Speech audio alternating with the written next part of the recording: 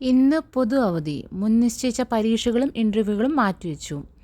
മുൻ മുഖ്യമന്ത്രി വി.എസ്. അച്യുതാനന്ദനോടുള്ള ആദരസൂചകമായി കേരളത്തിൽ ജൂലൈ 22 ചൊവ്വാഴ്ച പ്രഖ്യാപിച്ച പൊതു അവധി ബാങ്കുകൾക്കും ബാധകം. ഇന്ന് സംസ്ഥാനത്തെ ബാങ്കുകൾ പ്രവർത്തിക്കില്ല. ഇന്ന് സംസ്ഥാനത്തെ സർക്കാർ സ്ഥാപനങ്ങൾക്കും വിദ്യാലയങ്ങൾക്കും സർക്കാർ അവധി പ്രഖ്യാപിച്ചിരിക്കുന്നു.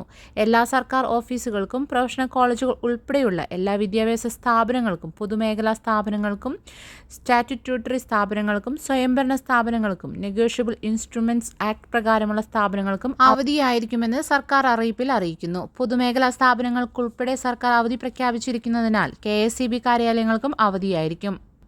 ക്യാഷ് കൗണ്ടറുകൾ പ്രവർത്തിക്കുന്നതല്ല. ഓൺലൈൻ മാർഗങ്ങളിലൂടെ പണം അടയ്ക്കാവുന്നതാണ്. ഹൈക്കോടതിക്കും നാളെ അവധി. കേസുകൾ ബുധനാഴ്ചത്തേക്ക് മാറ്റി. നാളത്തെ പി.എസ്.സി. പരീക്ഷകളും മാറ്റിവെച്ചു.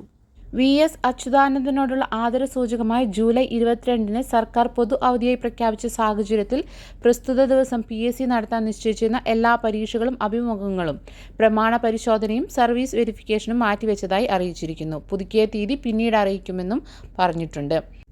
മഹാത്മാഗാന്ധി സർവകലാശാല എം.ജി. യൂണിവേഴ്സിറ്റി ജൂലൈ 22 ചൊവ്വാഴ്ച നടത്താനിരുന്ന എല്ലാ പരീക്ഷകളും മാറ്റിവെച്ചു. പുതിയ തീയതി പിന്നീട് അറിയിക്കും.